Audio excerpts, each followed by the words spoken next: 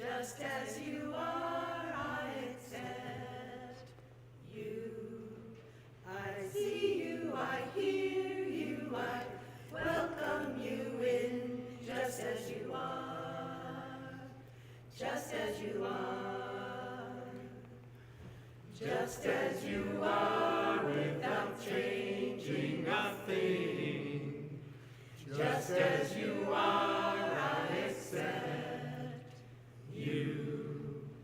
I see you, I hear you, I welcome you in, just as you are, just as you are, just as you are, without changing a thing, just as you are, I accept you.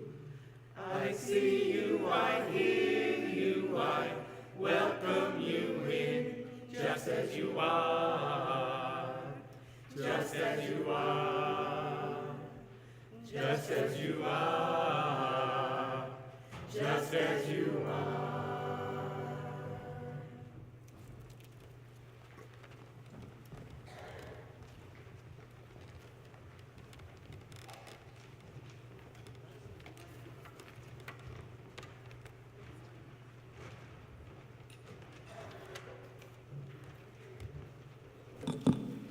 Good morning. Good morning. I am the Reverend Ellen Quaadgras. My pronouns are she, her. I serve South Church together with Kirsten Huntry in ministry co-leadership, although she is on sabbatical right now. And I am grateful to serve in shared ministry with all of you. Welcome to all of you, just as you are. Welcome here in the sanctuary. Welcome to those of you online. We are here in commonality. We are in this together, whatever this is, this life, this time, our time. We are in it together, no matter who you are, no matter what's going on for you. If you want to practice living from the heart with other people, this is the place for you. We learn again and again where to go from here with each other. Our theme this month is trust and how to find it when truth has been broken. And I mean not the ultimate truth with a capital T, but truths that get broken every day. Our stories of what we thought was real. I thought this person was the love of my life. I thought my body would always be strong. I thought my job would remain secure. I thought I lived in a country whose government would protect me. Turns out, not all truths are inalienable. But when truth breaks, life doesn't end. Somehow, we must go on. How do we find trust or rebuild it when what we thought was true turns out to have been an illusion? How do we widen our lens, deepen our understanding, grow in some new way? We have a brand new spiritual decathlon card this month built around what I like to think of as 3 legs of the spiritual stool: personal spiritual practice, relational practice, and stretching into purposeful ways of engaging with the world. All those 3 dimensions are laid out in the invitations on that card, which include suggestions of concrete things to try around the theme of trust, but also follow your intuition about which way to lean. And I would personally love to hear what you decide to try this week or this month around the practice of trust. I'm grateful to be here this morning with Anna Howard as our worship associate. Kim Rivest and Myleta will be offering a testimonial this morning. South Church Choir has already been singing beautifully with Johnny leading them and Susan on piano. Ben Abbott is making our service available to people online. Jen Del Deo-Barry will be offering our time for all ages, after which our youngest are invited to go downstairs for religious education. After the service, we invite you all to head downstairs for coffee and conversation, where the question of the week to ask someone you do not know well, as you gather in the shape of an open bagel or a croissant, for those of you who were here last week and understand that reference. If you had to do a trust fall with someone, yep, like that, literally or metaphorically, who would you want to catch you and why them? Or if you want to keep it simple, do you trust maps or your GPS more? We could have some vigorous conversation about that. Large print hymnals and listening devices are available in the back. Please silence any electronic devices as we begin our service by acknowledging that we gather on land stewarded for generations by the Pennacook and Abenaki people. Land that was taken through broken treaties and unfulfilled promises. Trust, once broken, is not easily restored, but trust can be rebuilt through truth-telling, deep listening, and honoring commitments now. Acknowledging this history is not enough on its own. It must lead to action, to relationships grounded in justice and respect. May we recognize the ongoing presence of Indigenous peoples, learn from their wisdom, and commit to repair where harm has been done. May this acknowledgement be a step toward trust, not just in words, but in practice.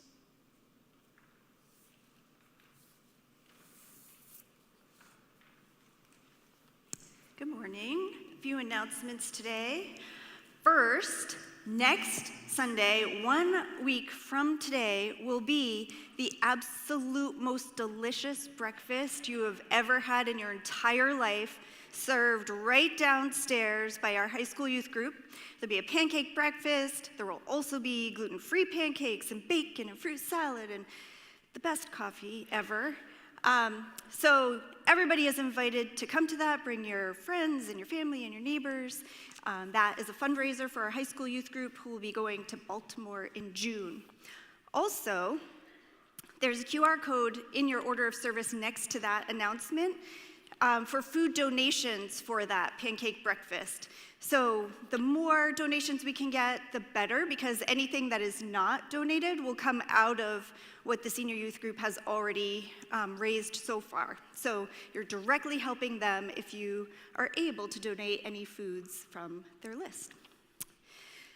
Also, next Sunday, there will be a training for using the 5 Calls app, including scripts, which is a way to use your very real power to influence our elected officials in Congress. So yeah, after worship next Sunday, join that for being able to use that powerful tool to use your voice.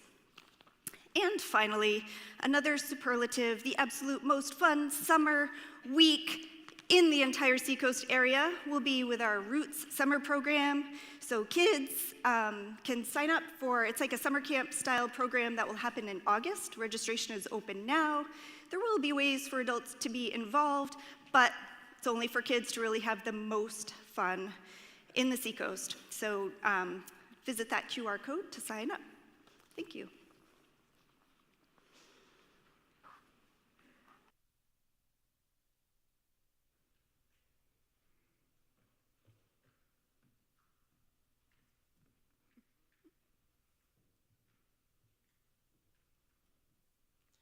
Morning, everybody. I'm on the Fellowship Associates Committee. There we go. I'm on the Fellowship Associates Committee, and we are in charge of organizing the circle suppers, and we're just going to have them happen this fall. We also have the Journey to Membership classes in the fall and the spring, And with that, the new members, there's a celebration Sunday, and we always have a luncheon for them, sometimes late spring or early summer. And thanks to Donna Waldron, we also have had the Children's Holiday Market, where the congregation donates items that children can buy, not buy, but get for their parents, siblings. And then we also have, oh, what am I forgetting? Greeters. Right, we're also in charge of greeters. Greeters every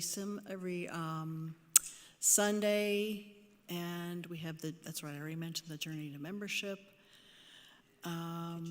Kitchen Ministry, that's what I forgot. The Kitchen Ministry, that's been run by Jan and Kevin.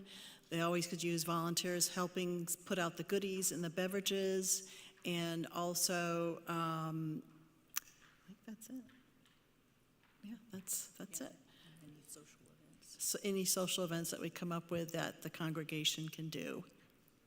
All right. Good morning. My name is Myleta Eng, and I have been a member of South Church since 2006. My technology is not working this morning, so I'm winging it.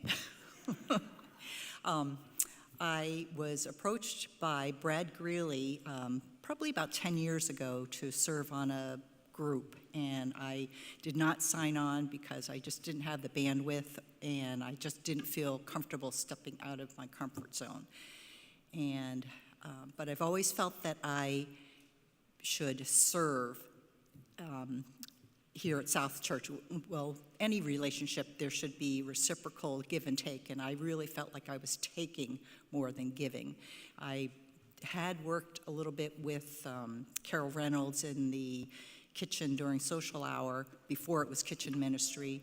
I've gone to circle suppers and been a baker and garden sitter for the pocket garden tours, and served with made food and served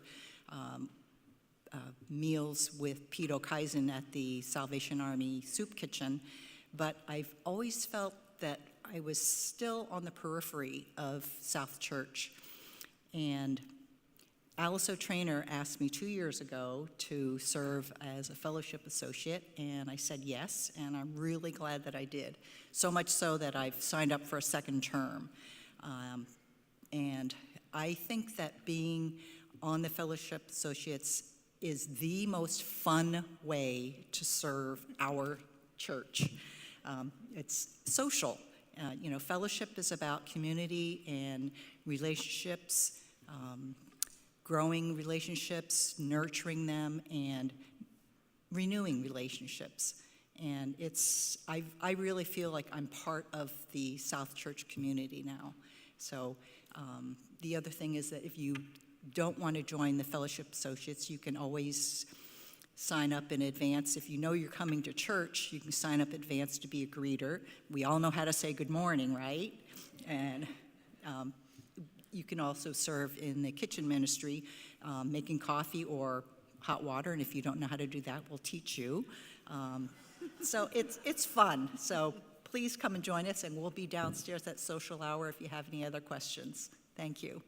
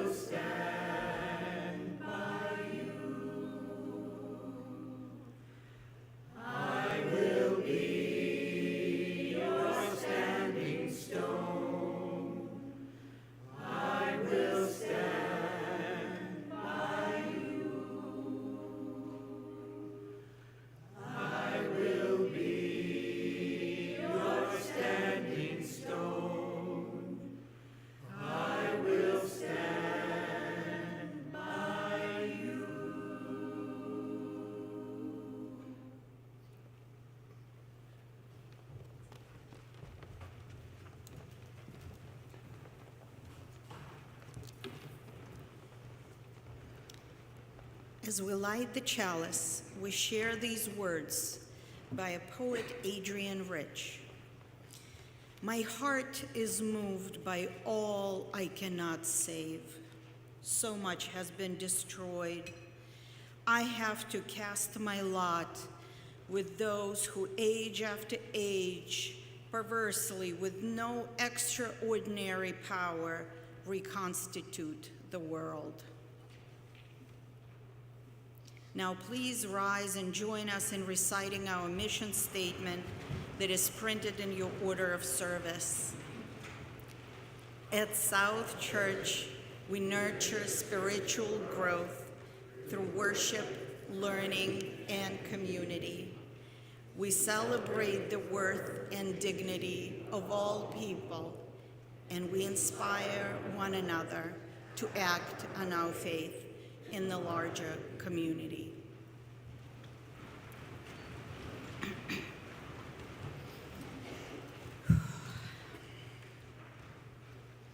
As some of you know, on February 5th, my world broke apart. My father passed away. The man who danced and sang with me in the living room when I was a child, with whom I associate my first memory, my best memories of life. The man who took me on grand travel adventures, just the two of us, died in the Moscow apartment where we had lived since I was 5. That day I called my parents to check on him because just after 3 days after contracting what he thought was a cold, his energy was fading rapidly. When I heard his weak voice and labored breathing over the phone, I knew I had to go to him, no matter the cost, no matter the risks. But an hour after I told him how much I loved him, he was gone. My father lived a bright and accomplished life. For over 60 years, he was a beloved professor, arriving in Moscow from his native city of in Uzbekistan as a PhD student in the 1960s, and staying to teach in the same university for the rest of his life. He was the author of numerous textbooks and academic articles. But to me, he was not just a scholar, not just a mentor to many students. He was my adorable and adoring dad, the man who would text me for the last several years every day to check on me. We had our differences, especially in the last 3 years, but those differences never defined us. What defined us was love and trust, the trust fall you were talking about. I would fall back. It was unspoken, unwavering, and real. Grief has a way of stripping life to its essence. The world outside, the politics, the dangers, the conflicts in the country and in the family faded into irrelevance. All that remained was love. That love also expanded, stretching like a bridge over the grief. My mother, with whom I had complicated relationship, my mother and I clung to each other, crying, remembering, holding hands, growing closer than we ever had. My brother and I, despite years of separation, very different worldviews, found comfort in simply being near each other. My high school girlfriends, with whom I almost lost all contact in the last 3 years, they called, they visited, they came to the funeral to stand by me. Through every hug, every shared memory, every shared tear, The pain softened.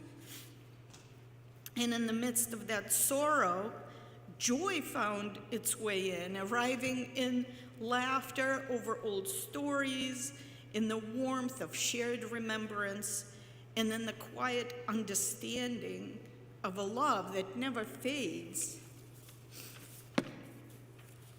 Our shared grief transcended all differences, conflicts, and disagreements. All that remained was pure love, love we shared for him and love we shared for each other. I think these renewed and deepened connections were his parting gift to me. Now, if you can, please rise as you are able and join us in singing hymn 101, Abide With Me. The words are also in the insert in your program.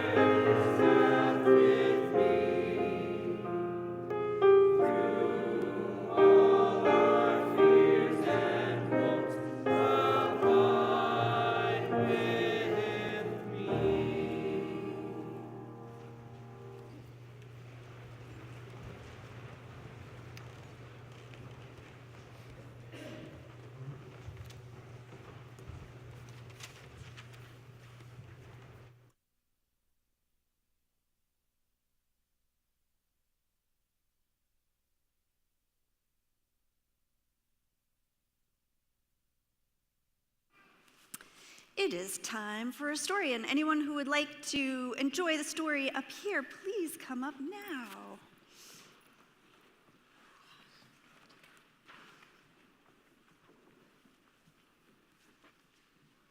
Oh, it's cold.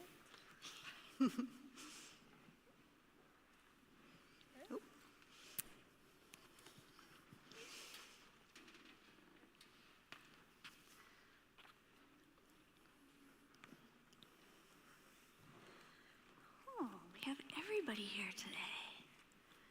Nice. Okay, there it is. We have a book today called The Koala Who Could. It is written by Rachel Bright and Jim Field. In a wonderful place, at the breaking of dawn, where the breezes were soft and the sunshine was warm, a place where the creatures ran wild and played free.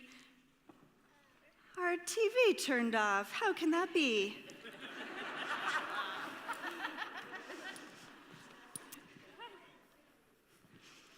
Bear with us. Yay! A place where the creatures ran wild and played free, a koala called Kevin clung to a tree. A nicer gray fellow you never would meet, as soft as a soft thing from ear tufts to feet. His favorite way to relax in the sun was to cling and to nap and to munch a leaf bun. He was terribly good at all these three things. Yes, Kevin was king of the staying still kings. You see, high up was safe since he liked a slow pace, while the ground down below seemed a frightening place. Too fast and too loud and too big and too strange. Nope, Kevin preferred not to move nor to change. So he clung to his tree, as he knew how to do, and was never too keen to try anything new. So when Wombat stopped by and shouted one day, "Hey, Kevin, why don't you come down here and play?"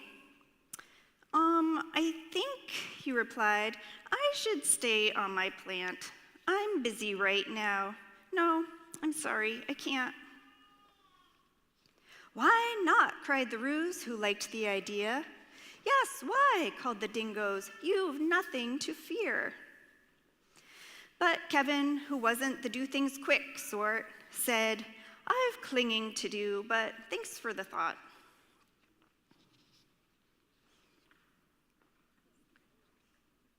As Kevin sat watching them chatter and share, a part of him wished he could join in down there. But he knew he'd miss home in the dark and the late. The whole thing was risky. Adventure could wait. Whatever the invite, he'd always said no. Oh dear, it seemed Kevin just couldn't let go. So his life was the same, no matter the day. The weeks came and went, and the months rolled away. And Kevin stayed still while the world moved around, until he awoke to a worrying sound. Tap, tap, the sound went. Well, this was a blow. Tap, tappity, tap, tap, tap, tap. Oh no! Uncling, the crowd called that had gathered below. Leap and we'll catch you. Just let yourself go. But Kevin was scared. Let go? No, I shan't. I won't, clung on Kevin. Oh dear, I just can't. Whoomph. Down came the tree with a cracking and pinging, crash and a wallop, with Kevin still clinging. Kevin, he carefully opened one eye and looked up at the love staring down from the sky. Then one claw by one claw, he slowly unclung. He felt springy and light and happy and young. The worst he could think of had just now come to pass, and he was just fine. Why, he felt quite first class. So when Wombat held out a most welcoming paw, Kevin, he didn't hold back anymore. When Dingo said, "Now will you come out to play?" the crowd all joined in with a "What do you say?" And even though this wasn't part of his plan, Kevin replied, "Yes, I think that I can."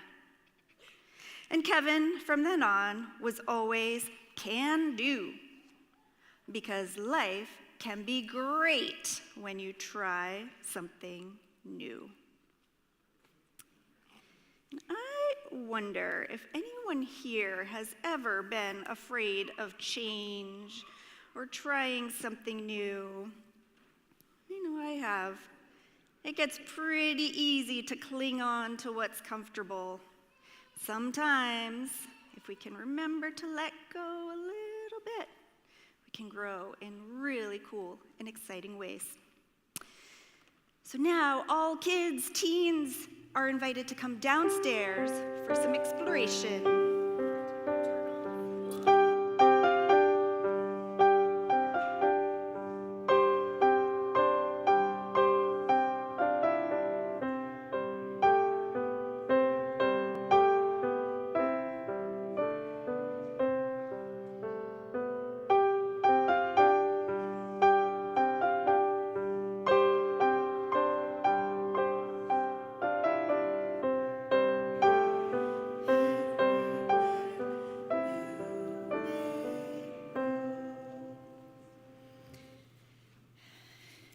It is time for the Offertory.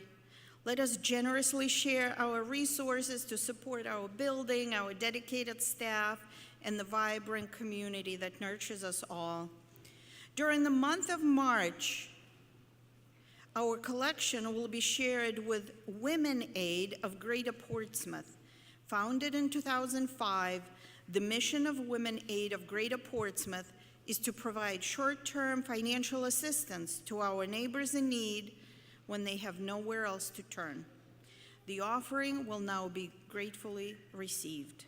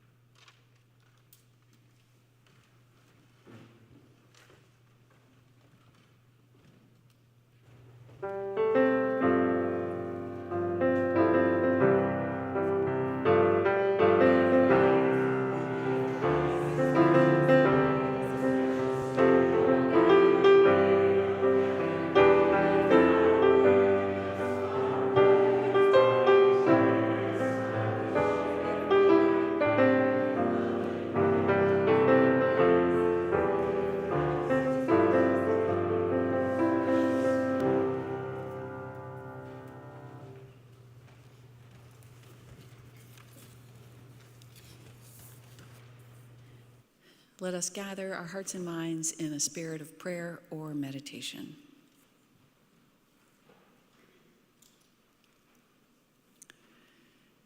Giver of being and freedom, thou who touches our lives in unforeseen ways, who unsettles our ease and upsets our self-satisfactions. We wait in these moments of stillness to let the hidden processes of healing and growth do their silent work within us, and to let the quiet work of reconciliation be renewed among us. Because we know that the ultimate issues of life, healing and growth, reconciliation and renewal, cannot be forced, neither by excess of activity nor by tumult of words. We seek out this stillness. We seek the quiet, the resting place of our restless hearts. Because we live with mystery, we trust that which is deeper than we know, that which touches our hearts, which steadies us and rekindles our spirits, and which finally, in faith, may be named the love that has laid hold upon us and will not let us go. Amen. With gratitude to George Kimmich Beach for writing those words. I now invite everyone into a time of reflection to meditate on whatever is on your heart today. You can light a candle during this time if you wish, as we weave our individual hopes and sorrows together here with one another, holding it all in our hearts as we take the music in.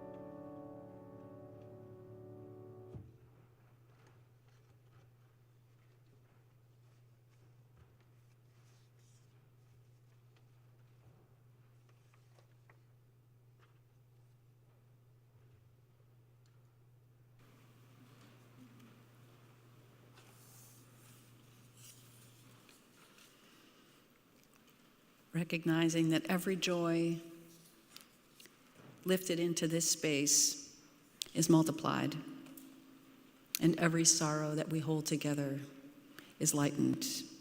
We hold all that has been expressed in flame or in the silence of our hearts, and we hold it together in community.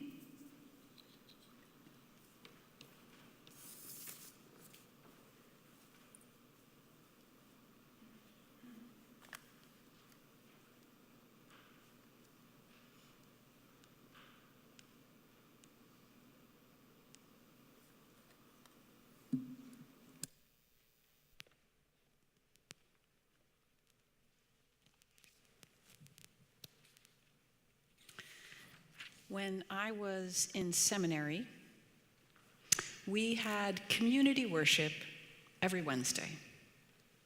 This particular week, I walked in and saw that my advisor, the Reverend Mary Ludy, would be leading the service. She was holding a clay pot, much like this one, in front of a beautiful installation of clay pots and vases right behind her. The theme of the service was God the Potter, God who molds us like clay, makes of us something beautiful or useful or good. I loved this advisor. She was not only highly respected by the student body, but she had been a thoughtful listener for me personally when I expressed to her some challenges and confusions and had shed some tears and had took in her wise words. I trusted her completely, and witnessing the gentle way she was holding that clay pot, I felt like she was holding all of us in that sanctuary that day. As the last few students filtered into that room and the final notes of the piano prelude came to an end, she walked into the center of the room with her air of restfulness, gave us all a warm, kind look, lifted the pot over her head, and smashed it in 1,000 pieces on the floor. And then she picked up a couple of them and she said, "It's like that, isn't it? Sometimes, or maybe a lot of the time, something breaks in the world, in your community, in your family, in you. Something turns out to be flawed. The person you love, the class you chose, the money you'd saved, the plans you made, your own heart. You.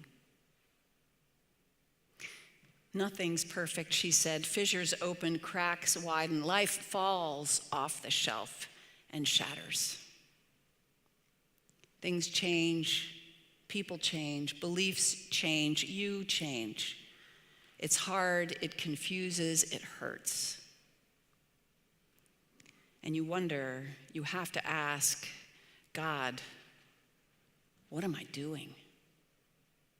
Or, more to the point, what are you doing? What's with the shards?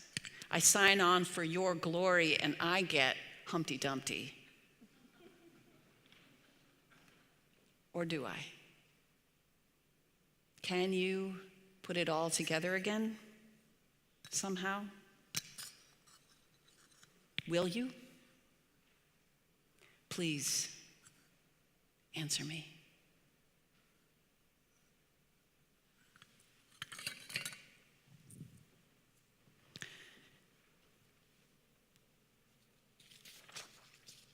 When that pot hit the floor, I burst into tears.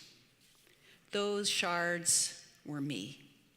For the last 2 years, I had been trying so hard, and I wanted so much to do well and to do right and make everything right, and I had been holding out to myself, hey, you can do this, and it's all good, and you're fine, and it's all fine, and I was busily painting a happy face on everything, and here she was, this person I trusted, who was holding not just a pot, who was holding all of us, and our dreams, and our hopes, and our lives, and then there we all were, those shattered pieces on the floor. And somehow we were also held in her caring hands. Much later, I realized my wise mentor probably knew that most people don't upend their lives and go to seminary on a whim. Often people go because something in their lives got upended first. Many of us had been through some kind of breaking. For me, it was a breakup ending a whole chapter of my life. For others, it was other things, a death or an illness or a betrayal or just times when the floor of what they thought they knew just dropped away.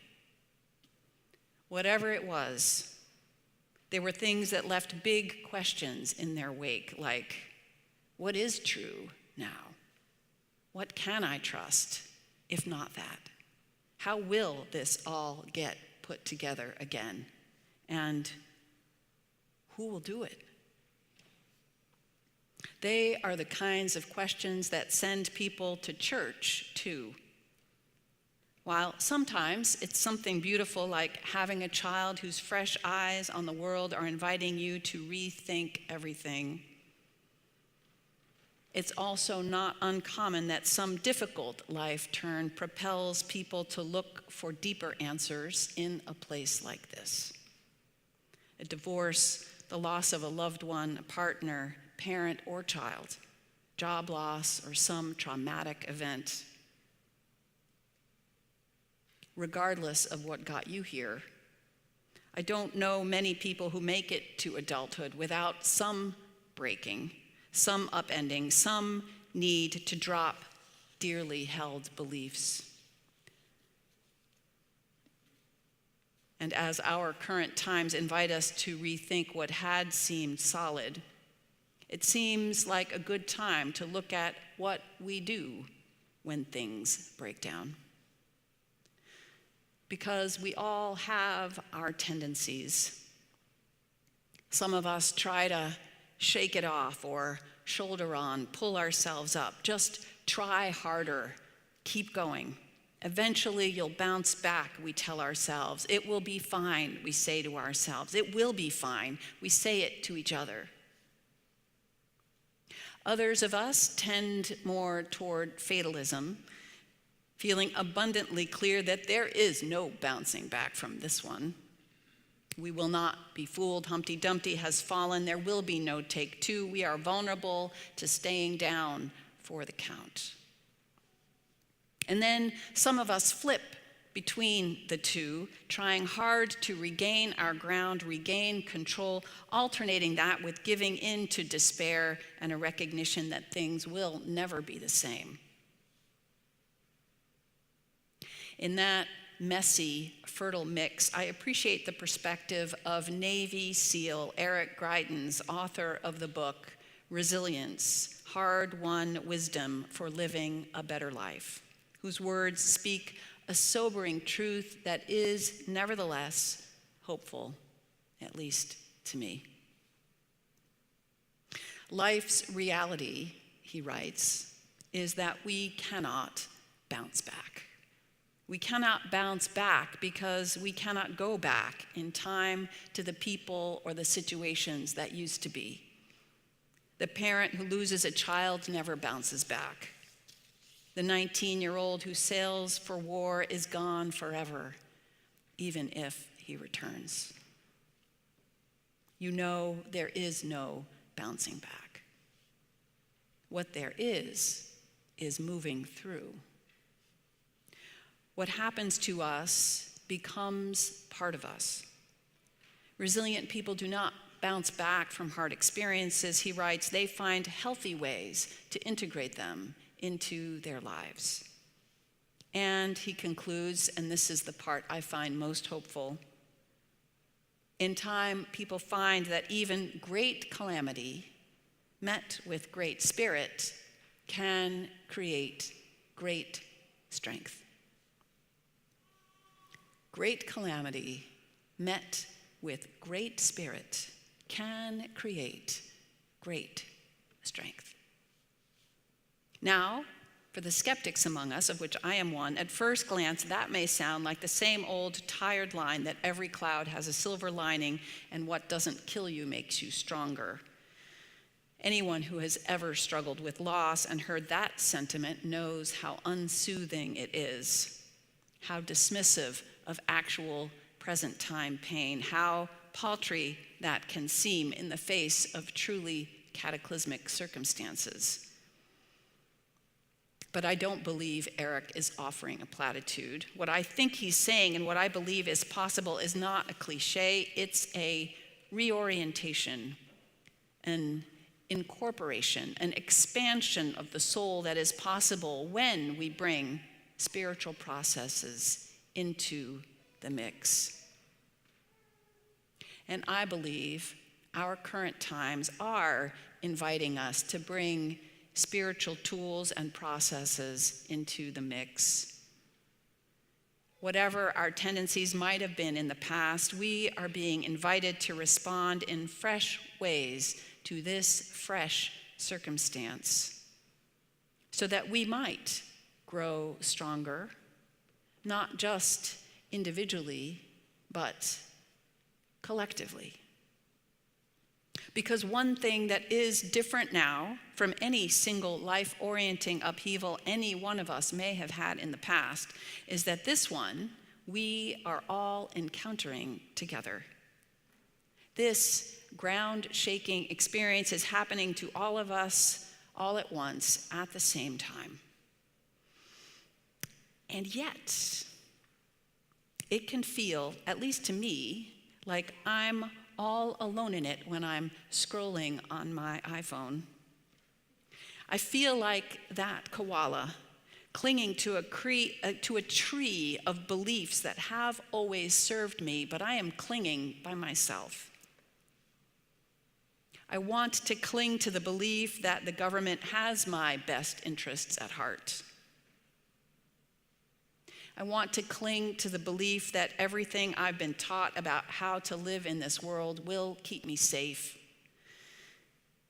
I want to cling to the belief that if I just keep crossing my T's and dotting my I's and following the rules, everything will be fine.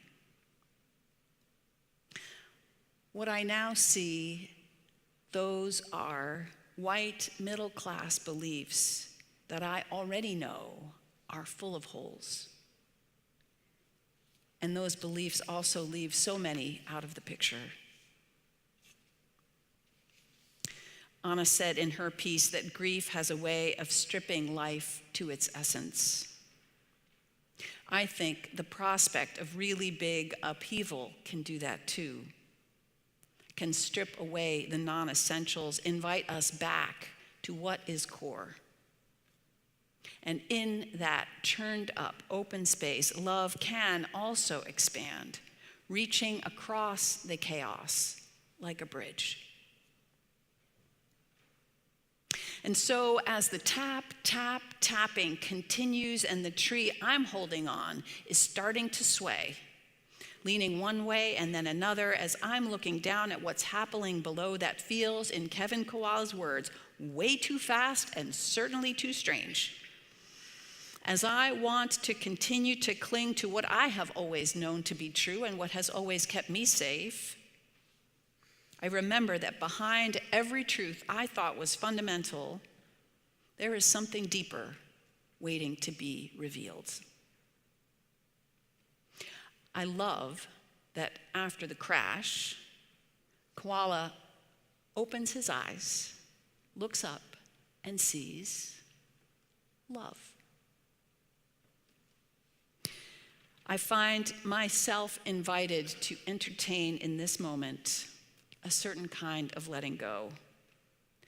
Not a giving up, but an opening into and I do not have to wait until the whole thing hits the ground. I'm invited to join with others in dreaming something new, different from what I've always been taught, different what has always kept me personally safe. I'm invited into practical acts of love and service here and in solidarity with all kinds of people all over the world who have always known the holes would take us down. I can practice trusting something deeper now and practicing something deeper in my everyday life in all kinds of ways. I hope that you will join me. May it be so. Amen. Please rise in body or in spirit and let us join singing together hymn number 1020 in your teal hymnal, Woyaya. Heaven knows where we are going.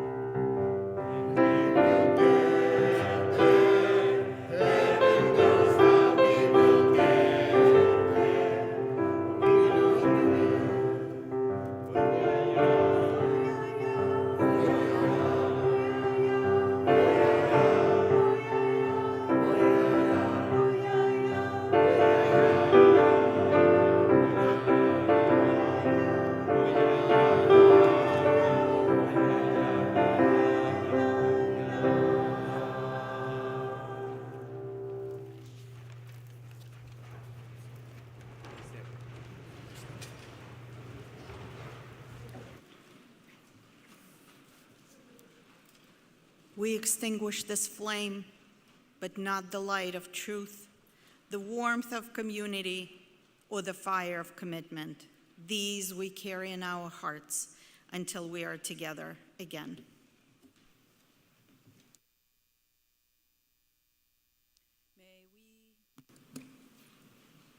May we go forth with courage, trusting that even in the breaking, we are held.